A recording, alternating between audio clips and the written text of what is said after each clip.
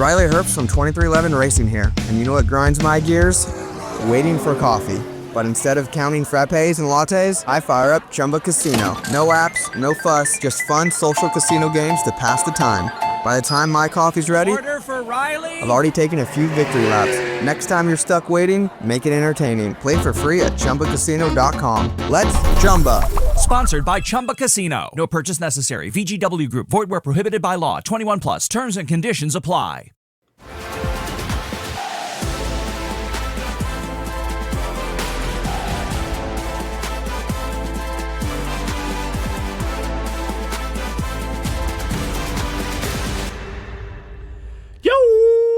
What's happening, everybody? Here we go. Too much fantasy football coming at you again. It's Brian, it's Brennen, and it's time for the NFC West breakdown. 4 teams, couple of good ones, couple of bad ones, and so many questions we're here to answer for you. How you doing today, man? I'm doing pretty good. You know, it's summertime, which means, football's around the corner, but it also means the heat is right here with us. Currently 98 degrees outside. Yeah, it's not fun. It's not fun at all. I got stuck having to change my brakes just a few hours ago, so I came in dripping, absolute dripping sweat. My wife's like, "Oh, you all done?" No, I ran into a hiccup. I'm about to go start. So yeah, I'm hating this heat. Cannot wait for the football time. And hey, nothing like breaking into some divisional teams here. Really figuring out what we're doing as far as these are to kick off the end of summer. So without further ado, you ready to get rolling? Let's do it. Let's do it. Folks, we're going to Los Angeles to talk about the Rams here. Number 1 in this division. They finished last year at 10-7. 9.5 is their over-under this year. I mean, just first impressions here. We had quite a bit happen with this team, but as far as their strength of schedule goes, just the outlook of this team, we've got an offensive coordinator, head coach retention there. So, I mean, really nothing you should be too scared about. Yeah, I mean, Sean McVay's the play caller at the end of the day, so there's no fear, no worries. This team was last year they could be a playoff team. They'll kind of sneak in, and really they were a play away from going to the Super Bowl, if we're going to be honest, or going to the NFC Championship game. Yeah, just kind of faltered there right before making it to it. And this team, it started off horribly. This was not a team that we thought was going to make the playoffs. This kind of topsy-turvy with the whole thing because the 49ers fell off completely too. So for a while, the Seahawks were kind of the front runner potentially. Could they be the division winners here? But the Rams got it together, 6th in offensive success rate. So that's kind of the bread and butter of this team. Defense is coming around. They hit some late-round gems that I think this defense should be a lot better in the post-Aaron Donald world.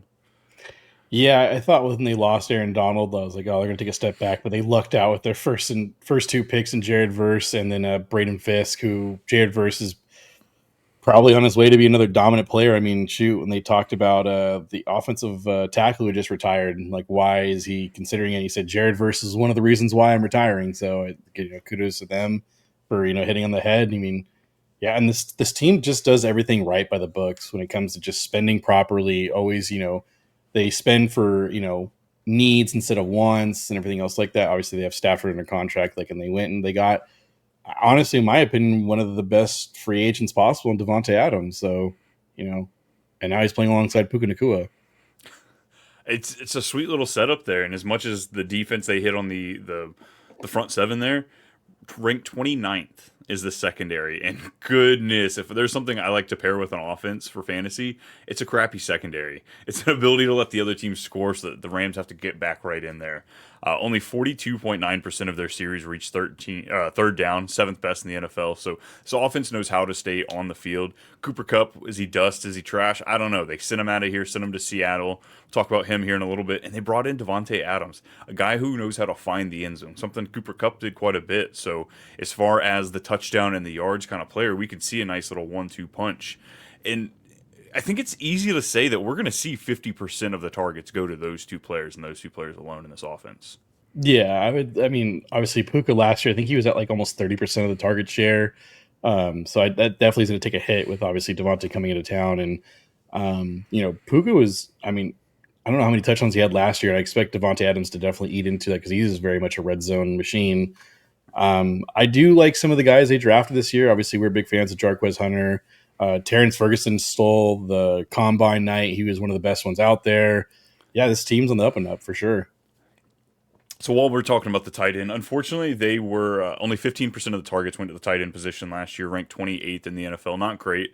I, we've heard McVay talk in this offseason about them transitioning the tight end a little bit more in this offense. I think with them having kind of a weaker, wide receiver core past Adams, I think that's a possibility. They did extend Tutu Atwell, the number 3 there. Jordan Whittington had a pretty decent rookie year for as late of a pick as he was. Yeah. But as far as Tyler Higbee, are you kicking the tires on that at all?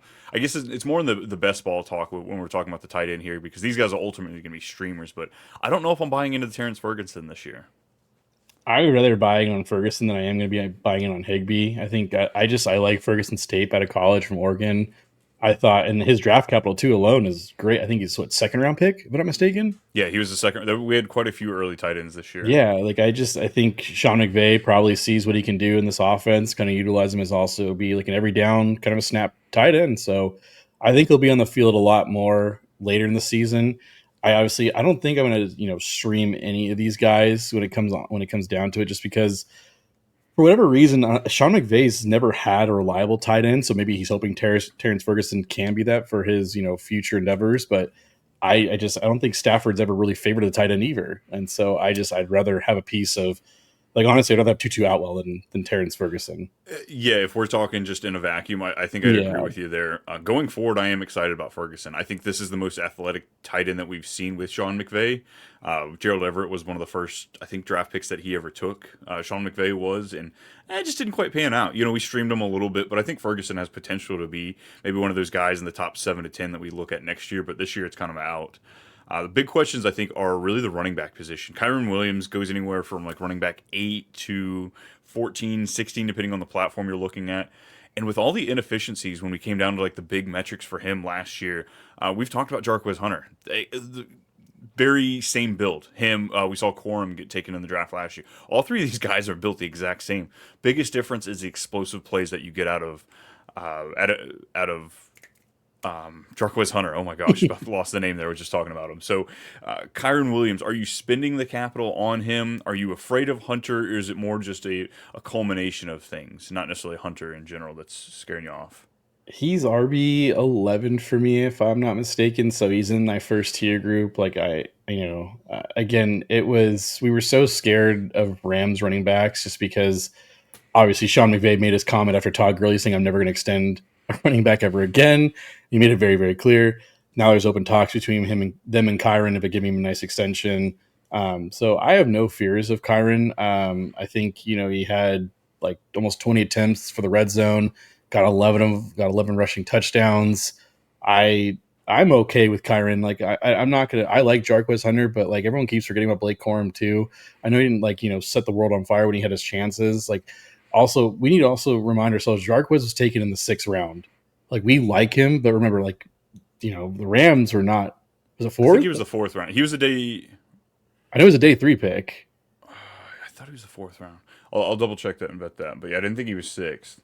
Okay. Either way, though, you were saying. Yeah, I think it's just I think people are automatically assuming that Jarquez is just going to overtake Blake Corum. We just don't know that yet, and so it kind of makes me lean towards Blake Corum a little bit towards best ball purposes, just because everyone has these hunches and it just never works out for any of us, to be honest. But I think my biggest question of this group though is Puka Nacua. He gives me the Sunday scaries. Before we slide away, Hunter was a 4th round pick. Just throwing that out there. Right. But yeah, I think this was a guy I was waiting to kind of chat about. Devontae Adams, I've heard people talk about, is the age too much. I'm okay leaning into him just as far as the touchdowns go. Puka Nacua, this is a guy I don't quite have as my wide receiver 1. One of the easiest, not top 3 guys I've ranked that I think could finish as number 1. Puka Nacua's metrics, his yards per route run, what he does with the ball out there, it's absolutely incredible. The hardest part is just, does he stay out there on the field long enough, So I am completely okay with going big for Puka Nacua, but you got your reservations with him. Yeah, it's just I think it's more so the fact that I think Devontae Adams showed that he still has it.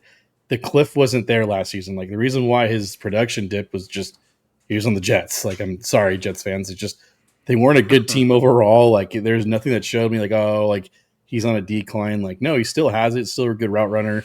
And I think he's going to be. I think Devontae Adams is going to be the red zone machine here, and I think Puka will attack the middle of the field. So I think obviously touchdowns are worth more than receiving yards, in my opinion. So I just think I think Devontae Adams is a little more. I think where Devontae Adams is going, I like that more than where Puka is going, because like you and I both agreed after the first 6 picks in most drafts in single quarterback leagues, like you can make the argument for Puka at 107. I can't fault you for that. I just would feel a little weird taking him at 107, but he's gone there before. Yeah. I mean, I'm okay spinning it. It's kind of 109, 109, 110, 108, depending on where you're out there. He's going about wide receiver 4 across the platforms. I'm okay spinning it. It's scary. It definitely is. But, because have we gotten a full season outside of his rookie year? Did he finish his rookie year? Yes. Yeah, so I'm okay rolling the dice with Puka. I think he is what do you call him, a dark horse to finish at number 1? Can you really call wide receiver 4 a dark horse there? But, yeah, it's hard. Just with all the hype on Jamar Chase, Justin Jefferson, CeeDee Lamb, it's hard for him to get in that conversation sometimes. And I'm just here saying, let's do it. Yeah. Running backs, we've talked about them a little bit. The tight ends, Matthew Stafford, he's a streaming quarterback for me at best. As hyped as I am over these 2 wide receivers, I can't really say I'm drafting Stafford anywhere, especially with those first couple of games. Kind of same page with him.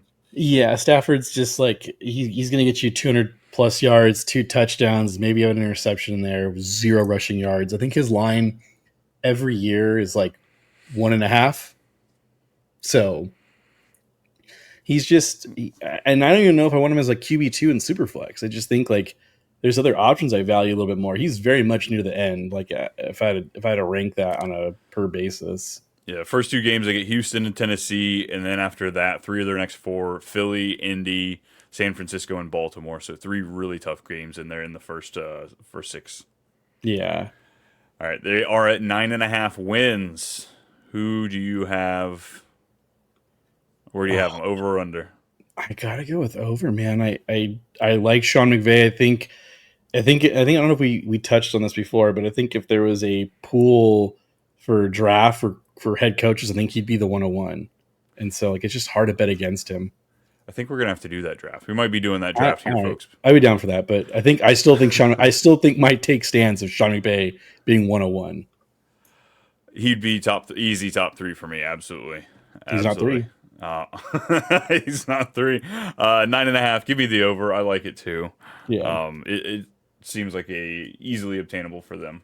What's funny is though, Jimmy Garoppolo is the backup quarterback, and Devontae Adams I think hates Jimmy Garoppolo. So he does. He freaking does. It's a little funny. Like Matthew Stafford, we've seen him get knocked out of several games, so I don't think it's out of the realm of possibilities. Let's head up north. Let's go to Seattle. Let's go into the nest. It's a 7.5 wins is their projection. 10-7 last year were the Seahawks. Not a bad showing for first-year coach Mike Macdonald. Fired the OC that they brought in from Washington. Clint Kubiak from New Orleans comes to town as the new OC.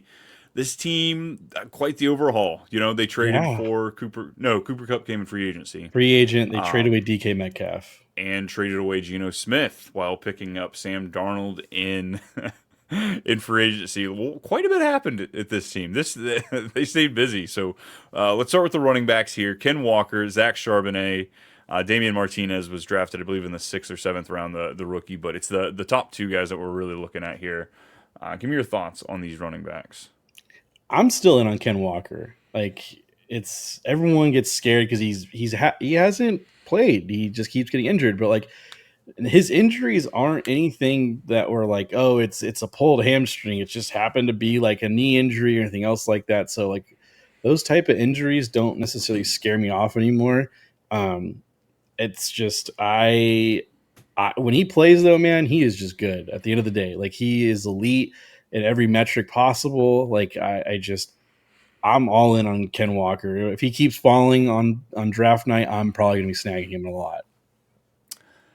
Yeah, we haven't quite gone over our my guys yet. We haven't filled out the sign, like all the stuff for those. But Ken Walker is in contention for a running back my guy this year. I've never been fully in on him. He's a guy I'll take if the draft falls to me that way. But I haven't really given him a second thought this year. A contract year for the guy. I'm excited. I am ready to go all in on this fellow.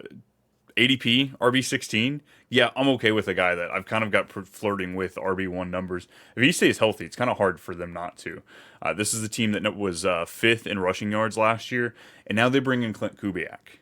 They bring in a guy that was so incredibly efficient, brought in so much motion. This is somebody from the Shanahan tree. If you're looking at expected fantasy points for the running backs, going back to since 2021, Christian McCaffrey's number 1 at 0.31. Number 2 is Clint Kubiak's running back 1 at 0.3.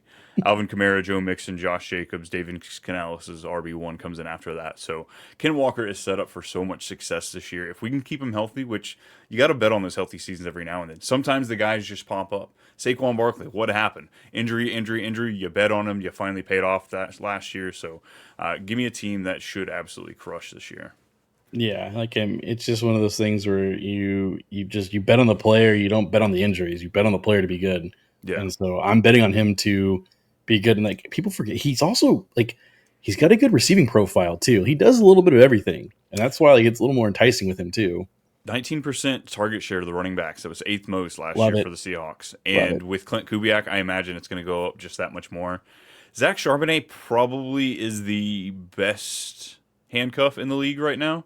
I feel like we've kind of moved away as far as a fantasy community drafting handcuffs consistently, but if there was one, I think he's at least top 3 in that conversation as far as handcuffs go.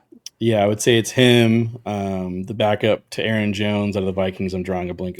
Jordan Mason. Jordan Mason would be in there, and then I don't even know who the other guy. You can make an argument for a couple of guys, but yeah, that's where I'm sitting at. He's in that conversation. I mean, we've seen him do it, I guess, is the big thing. That's the thing is we've seen Zach Charbonnet when he gets the role, he takes a full advantage of it though. Yeah, Braylon Allen we got excited for the Jets last year, and Breece Hall could get hurt, but like, can Braylon Allen actually do it? We know Zach Charbonnet can, so yeah. I think that's the thing you lean on here. Wide receiver room, we saw Jackson Smith and Jigba break out in year 2 despite having Tyler Lockett and DK Metcalf on the team. Now you bring in a possibly washed Cooper Kupp to the team. MVS, granted, folks, most of we are not quite looking for best ball stuff here, but MVS has been one of my favorite best ball picks. Clint Kubiak loved to throw it deep to him a few times a game, so I don't think it's out of the realm of possibilities. We saw Jordan Addison connect with Sam Darnold last year, so just as far as a last round dart throw, I've been messing with MVS a bit. You know what's funny is that like I think Packers fans just absolutely hate MVS, and like they just said he's the worst thing ever. And it's just funny how he went to the Chiefs and got a couple of Super Bowls and left. But yeah, I'm out on MVS. There will never draft MVS in my lifestyle. And redraft, absolutely not drafting. That was even more in of best a ball. Best ball plug. Yeah, there. not even in best ball. I think he's just bad. But like, not even in best ball. It's crazy when you like. Obviously, JSN. Do we think we're overhyping him a little bit? I don't think it's out of the realm of possibilities when I look at my best ball exposure to him. I don't mind the pick there, but I don't really love it.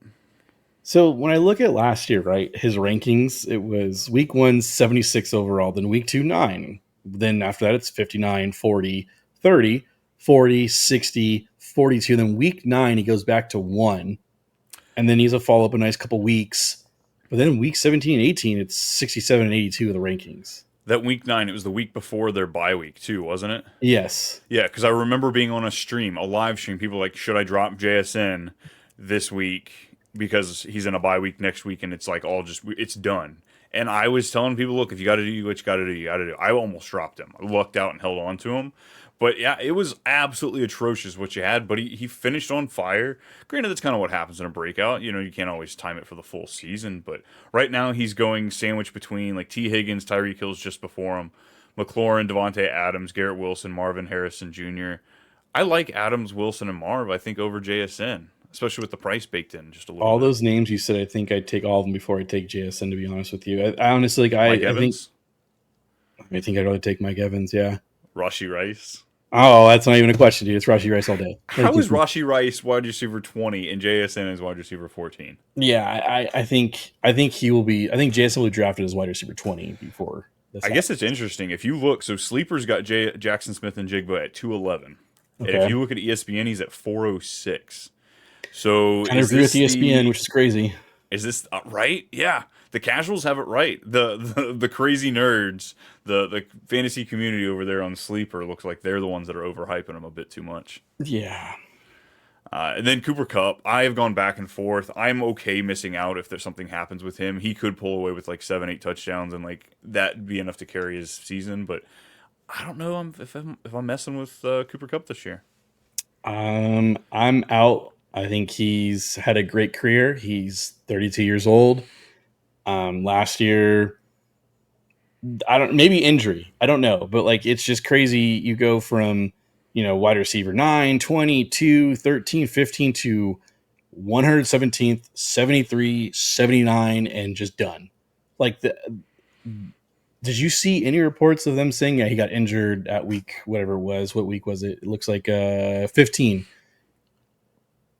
Like, I don't remember seeing anything that they said that he was injured, nothing. It just, talk about falling off a cliff. That was what happened. So you can gamble. I think people overvalue Cooper Kupp because of the Triple Crown year. He's never been this world beater by any means. He had one really good season. Look at Michael Thomas. Granted, he didn't have just one good season, but like after that great season, it fell off completely. Like a historical NFL season, and then it just can fall off after that. Injuries kind of played into his a little bit more, so we're not taking it exactly. But you get what I'm saying, folks. Yeah.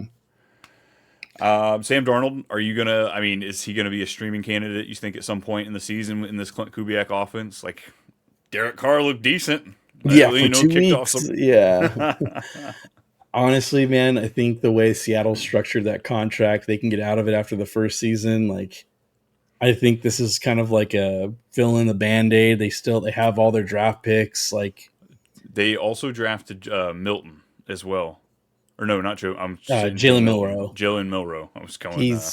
He's Anthony Richardson 2.0. Like, I'm sorry, guys. He's a more athletic Anthony Richardson. Yeah, yes, he is more athletic. He's more of the twitch than the strength. Like Anthony Richardson's, you think he'd hold up to more injuries. Ask him to do a check down of 10 yards and let me know how it works out for you. It is if bad. anything, that gives us just the Justin Fields level of excitement as far as the end of the season if he comes in for whatever reason. Biggest fear, though, this offensive line is ranked 30th right now. Very young offensive line. Injuries have plagued it, but Sam Darnold, we've seen him before. He sees ghosts. I think I've seen a handful. They've got scary stories that happen up there in Seattle, so who knows? Yeah. 7.5 wins is the over. I guess the tight ends we didn't touch on. Fant and Arroyo. They got second-year rookie Arroyo. I'm really excited for him in Dynasty, but not this year. Fant, nah. Yeah, Fant's just never been a thing. This is his year 4, correct? He's going into his contract year. He's a first-round pick. Is 5 or 6 because he got an extension. Got the extension. Yeah, I want to say he's making a lot of money too. It's a guy who's done like nothing. Good to see you, man. Get the bag. If we're expecting a year 5 breakout, then sure. But I'll bet against that. I like Arroyo too as a prospect, but again, there's just a lot of things. Like I think again, Sam Darnold really benefited from another guy who we can talk about in a draft here, Kevin O'Connell, who I think is a top 5 head coach right now. Mm-hmm. I think all of his quarterbacks that play underneath him just do very well. And I'm gonna say no. If you'd ask me in this win total, I'm gonna bet the under. I think they get 7 wins is like their max for me.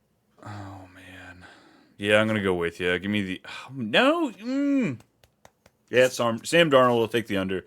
Everything else makes me want to take the over, but yeah, give me the under. I bet it's 7 wins. You know who we wouldn't talk about in a best coaches draft? Zach Taylor. Yeah, I think there'd be some other like prospect coach I'd rather like draft over Zach Taylor. Yeah, I can't stand them. There's so many coaches I don't like. But we're going to talk about one I kind of like. Not really. He's a defensive guy. Jonathan Gannon. Let's bring his team to town. It's the Arizona Cardinals we're going to talk about here. 8.5 wins is their over-under. 8-9 last year. Doubled their wins. A couple 4-win seasons prior to that. So impressive. Not too shabby. All Coach, OC, and DC are all returning for a third year with the team. I wouldn't quite say that Gannon's looking at a hot seat this year because he did turn it on a good amount this past year, but this offense was not exciting. So I'm ready for them to step it up. I heard they're actually doing a little research. They're going to add some motion to the offense. I did hear that. Trey McBride mentioned that. Yeah, he was like, we're going to do some motion this year. I'm like, welcome to 21st century NFL, ladies and gentlemen. Right. Let's step it up here. Let's break into the running back talk, though. James Conner, Trey Benson are the 2 names you really need to know for this team. Over the last 2 years, the Cardinals are top 2 in 10 plus and 20 plus runs, despite James Conner leading this offense. So, yet the guy's coming into year 9. We see a huge drop off in year 9 for running backs. Is it James Conner? Not according to my drafts, because I'm taking him. I don't mind him there in the late teens, early 20s for running backs. Yeah, it blows my mind that he's still being drafted where he's going when all he does is just produce at like wherever he goes. Like, I know he's had some injuries, but like he had cancer. Give him a break, folks. You know, that's a funny thing too. He's like literally had cancer. It's like I remember people were talking smack. He's like, oh, he's always injured, and it's like James Conner's played more games than Saquon Barkley. Like, when it comes down to it, like he's actually healthy for most times. Like, I just think, yes, has he missed games like each season? Yes, it's usually 1 or 2. Guys are banged up. Like, I don't expect him to be running perfect. backs average, I think 3.5 missed games a year. So yeah, sorry, that's how it is. Yeah. So I love where James Conner is. He potentially might be a my guy for me this year. I don't know. Who knows? It's a little early, but hey, you've got no problem taking the older running backs as my guys. You crushed it there with Alvin Kamara last year. So. Oh, yeah, dude. I will hammer that all day long. You're telling me it's one of their last years? You think they're done?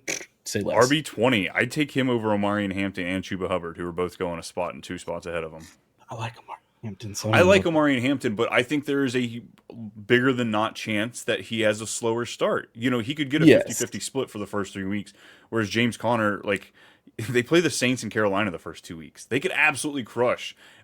Weeks 4, 5, and 6, Seattle, Titans, Colts, winnable freaking games. Like, I like the Cardinals to start off the season hot. Yeah, I do too. Yeah, I just think when you mention the 2 names, I just think I'm a big Omarion Hampton fan, and his lingering things have always been like, oh, well, Najee's there. It's like, well, how much better do you think Hampton is than Najee? That's where it comes down to. Yeah, I get that. I love James Conner, though. Drafting him, smash button all day long. As far as the wide receivers, Marvin Harrison, Marvin Harrison Jr., I guess he is 2. He's 2. Michael Wilson, Greg Dortch, a couple of streamers we would probably be talking about on the waiver show at one point. But everybody really wants to know about Marvin Harrison Jr. Folks, it was our freaking fault. When you draft a rookie, the highest a rookie wide receiver's ever gone, at wide receiver 12, disappointments on the horizon. So this year it's pulled back a little bit. We've kind of tempered our expectations. I think there are people going with the post-hype sleeper talk around him, but he's going as wide receiver 18, sandwiched between Mike Evans, Garrett Wilson. Give me your thoughts on Marv. So Marv is now, I think you got the wrong photo of Marvin because he's a lot bigger, if you haven't noticed. He put on quite a bit of size for his biceps. He's ginormous now. It's just because he's next to Kyler. He looks small, you know. This is true. No, like, I liked Marvin coming in as a prospect. I thought he played very well. I think everyone just expected him to be this world beater coming out of the gate. And it's like, first off, the Cardinals have always been a run heavy first team. I don't think they were going to try to change that. I mean, they took him 4th overall, but the fantasy community ranked him really high. I think he was like a 14th overall last year. And me and you were both like, that's a little too steep. I don't know if I want to draft that. That's just a lot of capital invested into somebody. And, you know, no offense to like Kyler. I know Kyler's a good quarterback, but like, can Kyler supply that type of season for him? And it wasn't going to happen last year. It might happen this year when they add motion to the offense. But I think where Marvin's going right now, I think he's like, 13th wide receiver off the board. I love him as, if he happens to be my wide receiver 1, it's a little sketchy, but I love him as my wide receiver 2. Yeah, I would be thrilled if I have him as a wide receiver 2. Some draft formats, you might even be able to get him as your wide receiver 3, depending on where he goes. He's going in ESPN. He's going at the back end of the 4th round, so you can get him at the 4 or 5 turn. That's dope. That's dope. That'd be very nice. Sleeper, he's going at the end of the 3rd round, so you've got a nice big jump there in between. And folks, no matter where you play, look, we're preferred. We're going to push sleeper on you all day long, but we get it. You're stuck playing your office folks, and they're on ESPN, so they're not as smart. You got ads shoved down your throat. But just be aware, even if you like a player, ADP might be a little different on your platform, so always pay attention to those things. This offensive line, I think one of the best things here, ranked 31 last year. Warren Sharp has them as 12th best offensive line this year. So that's a huge jump. It's like domino pieces fall there. So the running game obviously gets better, which helps Kyler as far as his time back there. That gives Kyler more time to, see over his offensive line if that's the issue again. So this offensive improvement, I'm really excited for this as long as they can get a little bit more creative. Obviously Gannon's concerned about the defense, which got a huge step up as well. Yeah, I will say the person that I like the most in this team for best ball is Michael Wilson. I've been smashing Mm-hmm. Michael Wilson where he's been going in best ball. I think it's past like 200. I think it's like right near the end. I'll take him every single time. He's the second best receiver on this team. He's shown me games where he's had explosive games. He's perfect for that type of format. So I would stress to anybody, if you're near the end, like Michael Wilson's a perfect dart throw. The tight end, I think this is the cream of the crop of this team is obviously Yes. over here. Trey McBride got the bag over this last offseason, so he's making some coin. He will be the focal point of this offense. Only 3 touchdowns last year. I was going to ask you, So where's the over-under on that? I'm actually not team. There may be a regression, but I could see him under 5 touchdowns this year. I don't think, like, if you look at his career, he has never been a touchdown guy, even going back to college. If you look at, he had 3 touchdowns last year, only 20%. He only had 2, by the way. One he picked up from the end zone. Okay. Yeah, it was that one that was fumbled and he picked up. So he only that's 2 right. receiving touchdowns. Yeah, 2 receiving Technically touchdowns. He had 3. Yeah. It's just a situation where I don't know if he'll necessarily regress there, but I love Trey McBride so much more than I do Brock Bowers this year. Why? It's the cost. You can get him just a little bit lower than Brock Bowers, and Trey McBride had more, he was on pace for more targets, more catches, more yards. So even if the touchdowns don't come in that way, I'm okay going with him. In the 18 seasons that Pete Carroll's coached as a head coach, he's never had a receiver clear 100 catches in a season. So if you were looking for Brock Bowers to break that or go somewhere near that, I think Trey McBride has a higher chance. So I am more in love with him over the 2, but really you're just splitting hairs between the talent. It's all about the price. Yeah, I like McBride, but again, that price is still pretty steep for me. I think he's like 209, so it's basically late second, early third. I would like him more like the mid third rounds. That's just like I'd feel like, all right, like this is kind of like a falling point. I don't want to reach. I don't want to take him at like the value. It's just hard for me with him. Like again, it's just for even with Brock Bowers too. I'm right there with you. I think I could easily see Trey McBride being the tight end 1, and I won't be shocked by that. 304 on ESPN for Trey McBride. That's where I'll be drafting him. Yep, I will probably be drafting him there then. So over the past 2 years, Trey McBride's had 15 end zone targets, 4th among tight ends. Only 3 touchdowns on those targets, 20% success rate.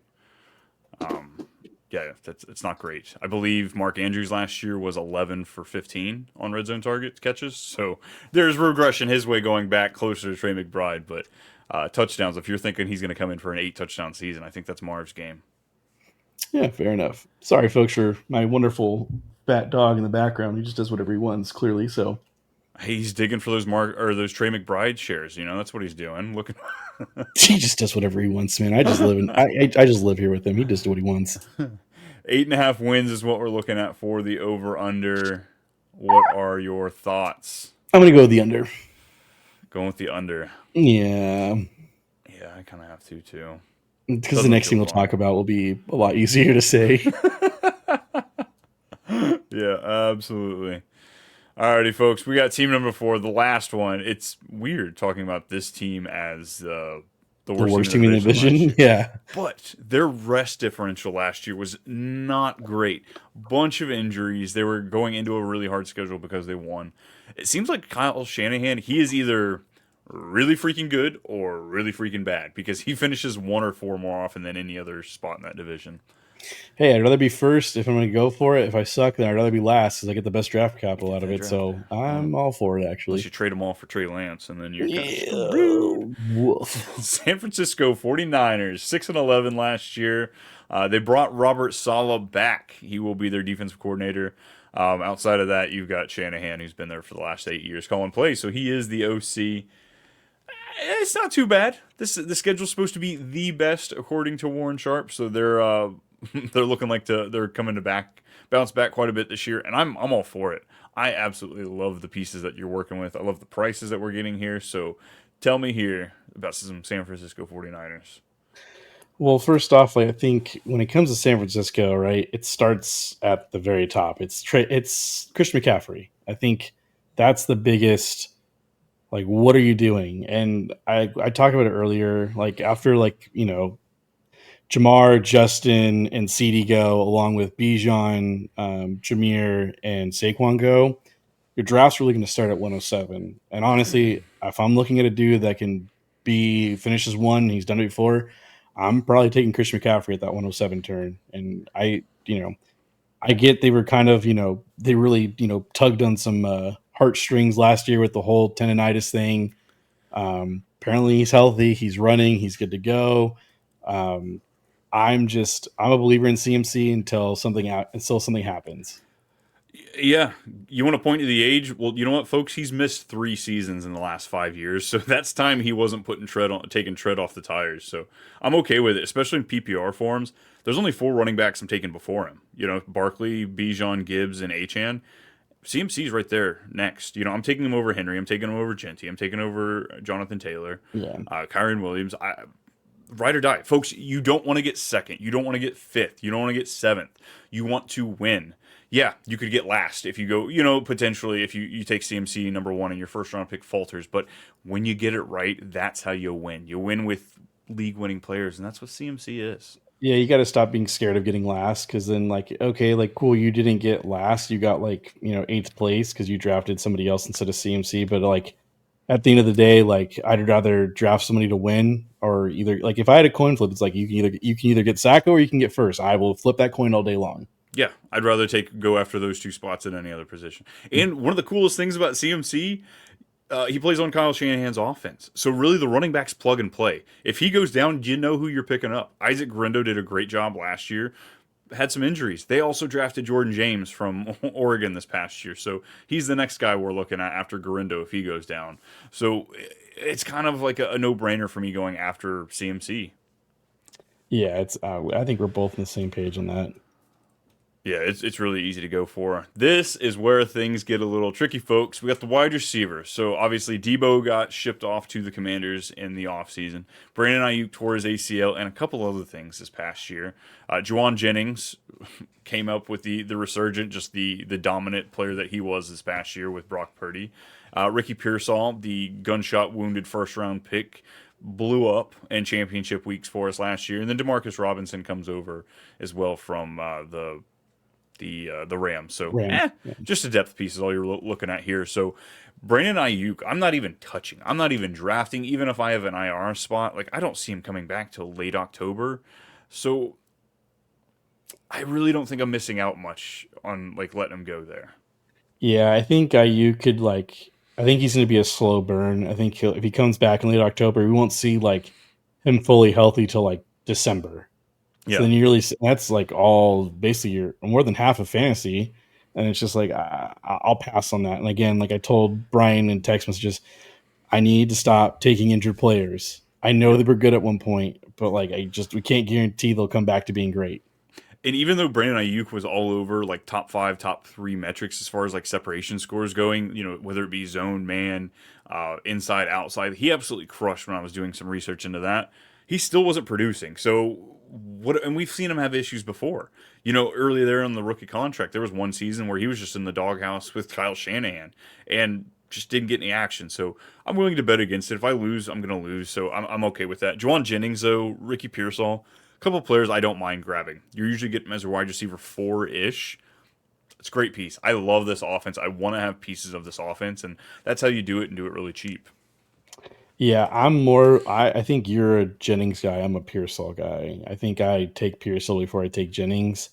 I think Jennings has shown flashes of where he can be great, obviously, but he also burns you. He is a definition of a coin flip, because I'm looking at his game rankings. It's he finished in week 3 as 1, and then week 4 31, then it was 83, 67, then it was 17-9, then 48, 51, 6. 67, 54, 40. It's just that's just I don't want to live with that.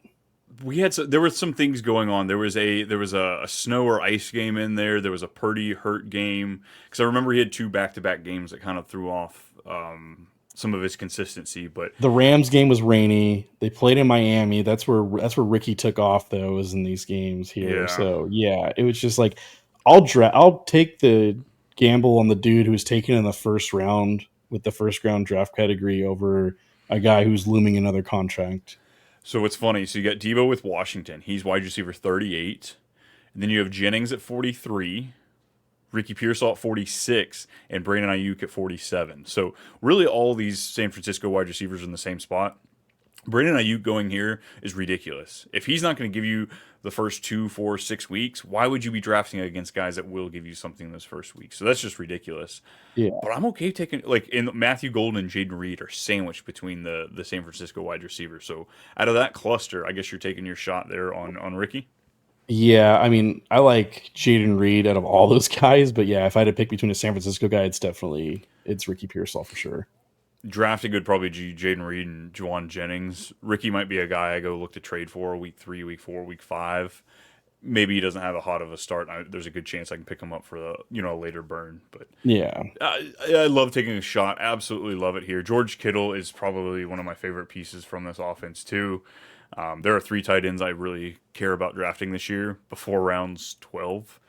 And that's it. It's Browers, it's McBride, and it's Kittle.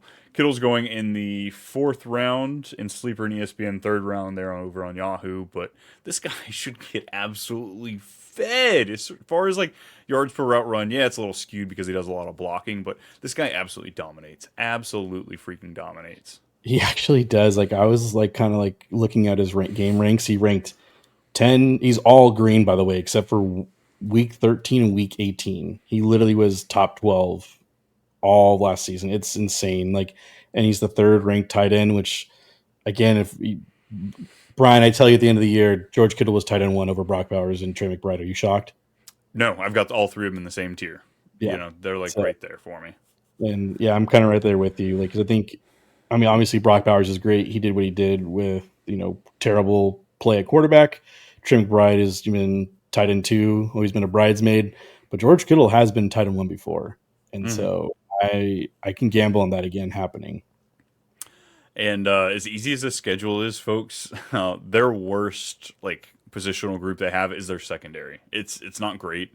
The rest of this team is really freaking good, especially the offense. Front 7 is, but secondary is not great. So that's awesome. Let's get some high. But they also points. got Robert Saleh back, though. They did get a good defensive quarterback. So. They did, so that should help. But even so, some of these younger players out there, let's get some busted plays. Let's get some 45, 50, 55 point over-unders.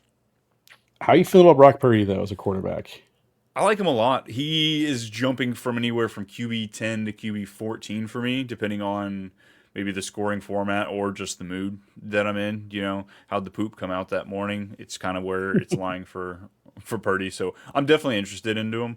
The section of quarterback that you're getting where he's going, like him, the Dax, the Caleb Williams, I'm good with any of those guys. Okay. What about you? You cool with them? Yeah, I think if I would love for him as a streaming option, but I just think he's going to be owned. He's going to be owned for sure. So it's just hard to do that. But man, his highs are very high, man. He's very consistent. He's just a top 10 quarterback. I think we need to really start recognizing that, regardless if he's in Shanahan's system or not. Yeah, you're taking him there in the 9th round, which it's before guys like Jared Goff, right around Kyler Murray, out of their own Justin Herbert. Yeah, to their own Brock Purdy over all the guys you just mentioned. I'd be okay with him or Kyler, but I love taking besides him. Kyler, yeah. I'd have Kyler before Brock. I mean, emphasize that, yeah. But I'd take him, and then you can come back with a guy like Trevor Lawrence, who starts off the season with 2 really good games, or JJ McCarthy, or I'm probably taking 2 quarterbacks in both my leagues this year based on who I'm taking, and it's wild times here happening. Strategy as far as football, it's changing. It always is, folks. This team, what are we at for the over-under? It's 10.5 wins. Over. Yeah, smashing that over. We both saw their game schedule, and you said, oh, man, this is what happens when you get last place in your division. Right, that's why Kyle Shanahan does it. So that next year is a bounce back for sure, absolutely. Yeah. I love it. Let's do it. So before we get out of here, then, go ahead and rank these 4 teams. How does this division finish out this year? I think San Francisco wins it. I think San Francisco. It's just off their schedule alone. I think they split their division. That division always beats itself up. I think it goes San Francisco, L.A., Arizona, and then Seattle. Well, yeah, no fun. I'm picking the same thing. Give me Arizona at 3, Seattle at 4. Give me the Niners to win this division this year. It's kind of feels dumb not to go with it, despite the Rams played very well. I've got more faith in this offense holding it together than Matthew Stafford. Yeah. Unfortunately. That's awesome, man. That wraps it up. Folks, get ready. We've got a mock draft coming out for you here in just a few days. If you did miss the AFC West, go check it out over on the Fantasy Football Advice Network, where we've got other half of the shows. Or if you're here on the podcast feed, you get them all. You don't have to worry about bouncing. It's all here. Make sure you're liking, subscribing, doing what you have to do on the YouTube side. Also, give us a help out on the podcast side. A review, 5 stars, whatever you have, wherever you're at. And stay tuned. We've got our, let's call it the Listener League. The Too Much League will be dropping here. It's going to be free for you guys to come join us, play with us. It's going to be a $100 payout for the winner in that league. And of course, all it's going to take, give us a review. You give us a review, you send us a screenshot, we'll put you in that league with us, play with us all season, and playing for a lovely $100 win. Brennen, if the people are looking for more of you, where can they find you? Trying to get Too Much B-Milk on X, so that's where I'd be. And then Creeping. it's at too much _ Brian if you're looking for me, at too much _ FF if you're looking for our the Too Much page. You put it all together, folks. You know how this works. But until next time, we'll see y'all later.